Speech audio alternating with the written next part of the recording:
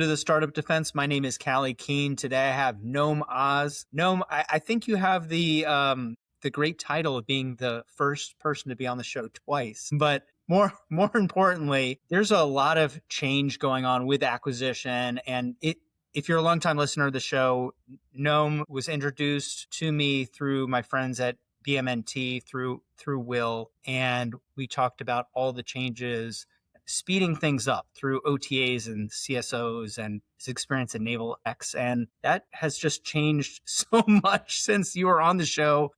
It's a real privilege to have you back. And I want to get into all of those details because you have more experience in this conversation than anyone else that I know. So, but before we get into this, what are you passionate about right now? Yeah. So first off, Callie, great to be back with you. Love the show. Love what you're doing with the Startup Defense, and really a privilege to be back on. At this point, it really is a matter of going back to, I think, a lot of what we discussed last time I was on. It hasn't changed. The need to keep the warfighter involved in the conversation. And so now, being several months, maybe a year removed from the last time we spoke, there has been a lot of change in the landscape in defense acquisition reform, in how the administration is going about putting commercial first. And there's also a lot of change in the industrial marketplace. Startups are popping up all over the place in a variety of technical verticals. And what I have really enjoyed seeing is the promise with those startups that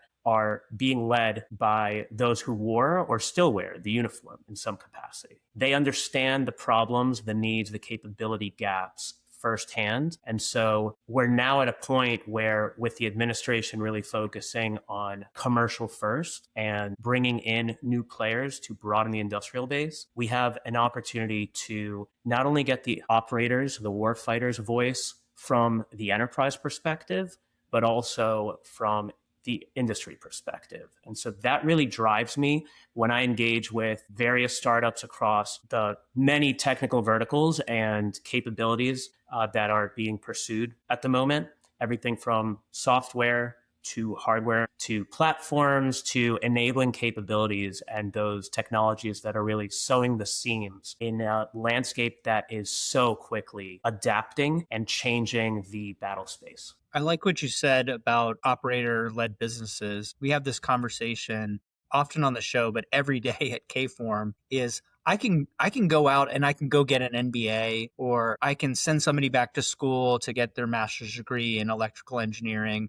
But what you can't do is go get 20 years of experience working in the Navy, or 10 years of experience being a Special Forces XYZ, or being a SIGINT operator. You can't just commercially go grab an identity or a lifetime of experience. So you can't take a class at DAU on how to be a case officer at an agency. You can't do it. And so if you don't have that background, nothing else really works or matters. And this has historically been a big blocker for industry to participate in very important missions. There is the opportunity, and we look for founder-led organizations that have that background baked into their leadership. But I think there's a big change with now not just pushing down requirements, but pushing down, this is what we need. So mission threads, because there is this big gap of, I don't have that. Like I can make pretty much anything you want if you tell me what you're trying to do, but I need to have those people with experience around me, and that translation of what do you need now, what do they know to be true, and what can we build. Closing that gap with that communication is tremendously helpful.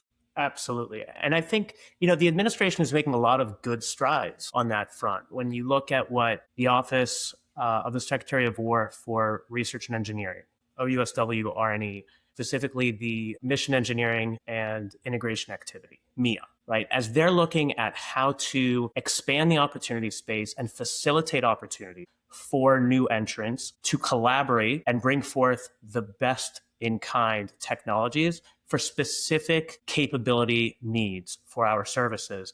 It's not a science project. They are basing their focus based on not just what our appointed leaders are saying they need to focus on, but also they're listening to the command. So when the commander for Indo-PACOM, Admiral Paro, says that we need to focus on C5ISRT, for those who are not familiar, command, control, compute, communications, cybersecurity, intelligence, surveillance, reconnaissance, and targeting. That targeting on there now. I think we're one or two letters away from solving this problem. Right.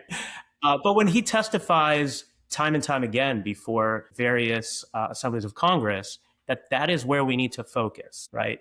Both those capabilities as well as counter capabilities, we need to listen. And the office is listening and the services are listening. And they're directing not only the opportunities from a requirement standpoint, but also the funding to it.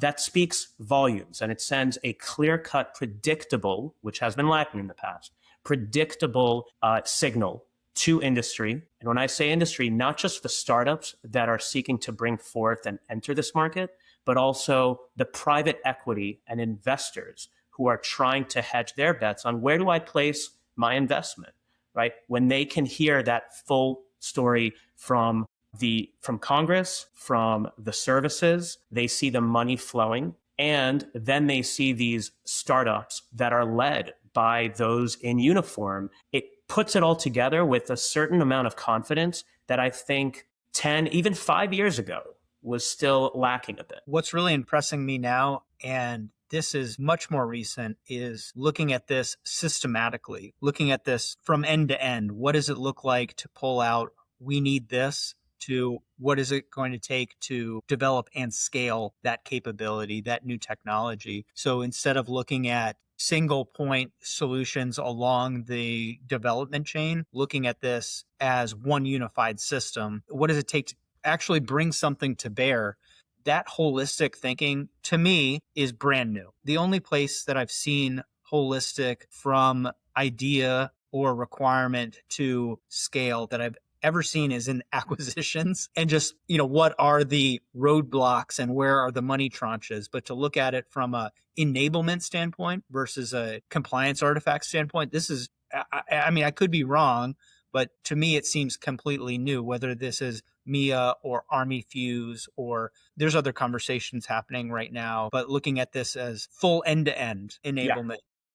Yeah. We're almost 10 years removed from when former Secretary Hondo Gertz, who understands the special operations community well and was serving as the senior acquisition executive for the Navy at the time, pulled together a small working group to specifically focus on how we change the acquisition mindset from one of peacetime acquisition to wartime acquisition, so that we can set the tenets for improving the pivot speed at which the acquisition community operates. And now when we look at how, yes, what OUSW R&E is doing, but also we look at how DIU has been issuing regular commercial solution openings opportunities, CSOs, and focusing not just on the traditional FAR-based approach for defense contracting where there's a single winner for the bid, but rather these are the areas of interest, and any combination of vendors or bidders could be selected if the technology is compelling enough and there's sufficient need and demand with resourcing, right? When I speak with companies and with interested parties about demand signal, that demand signal is not just a need. That need has to be supported by both the funding, the resourcing behind it, as well as some kind of vehicle, whether that be contract or an other transaction authority agreement. And these CSOs really facilitate that opportunity, and not just for a prototype, right? This is no longer just ideation for the sake of projects. Opportunity to have in those CSOs a direct to follow-on production contract gives a signal to the private equity investors as well as to the startups that this is an opportunity worth pursuing. It corroborates what they're doing, it corroborates the demand signal, and ultimately it expedites that product mission fit closure of the loop.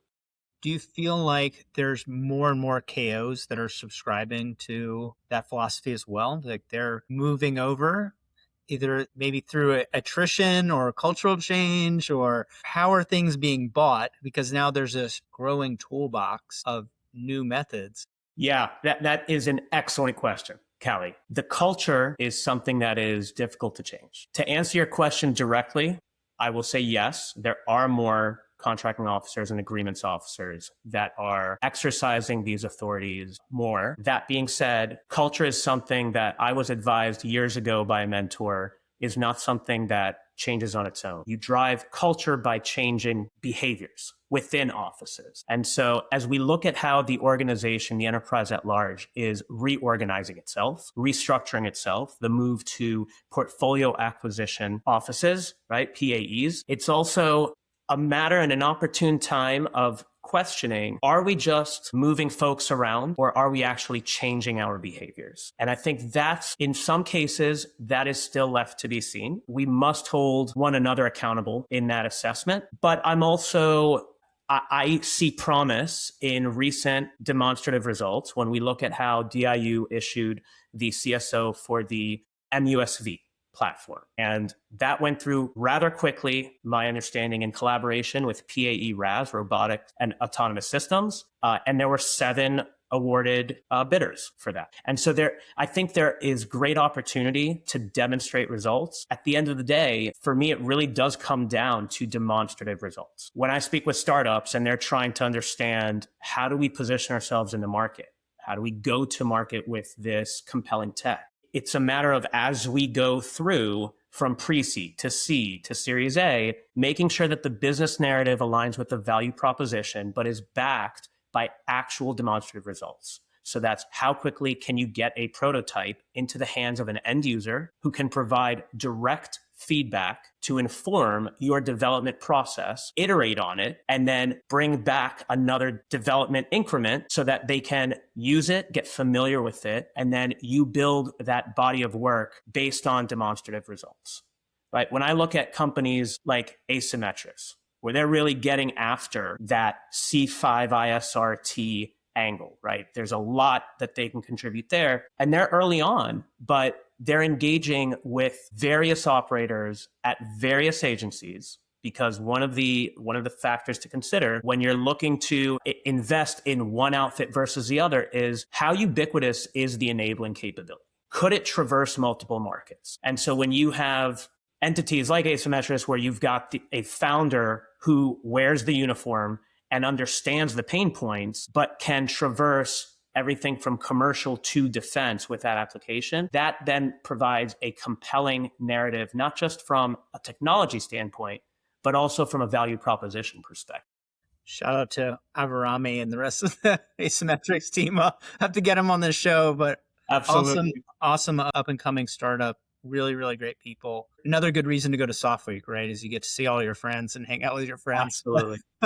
Yeah, and Soft Week was excellent this year. Just great opportunity, as you said, to reconnect. A lot of times these events offer themselves they are opportunities to reunite, right? But because the landscape is changing so quickly on all fronts, right? Yes, in the battle space, on the global stage, but also on the home front in terms of the technological advancements in conjunction with the acquisition reforms. It's an opportunity to also explore avenues that, because we've been heads down in what we're trying to bring to market, oh, wait, we missed that opportunity. Now's a great space to just exchange ideas. The fact that a few years ago, Vulcan, as effectively a marketplace, right, was really just servicing the special operations community, is now really being adopted across the board by the enterprise. OUSW RNE MEIA is leveraging it. You've got PAC Fleet, the Pacific Fleet Command, leveraging it. And Vulcan can be used not only to identify opportunities for exercises and demos, but also just for interest in specific technologies and enabling capabilities. So having these tools available and more broadly available has been key to seeing the expeditious shift in the landscape. Two things that can never be overrated, Noam, is one is building human relationships. So absolutely, having a point of convergence, a place to convene like Soft Week. We met through a friend who I met through a friend who I met by volunteering at JMUX. Yeah. So you think, okay, and we have a ton of friends in common. So like human relationships can never be overrated.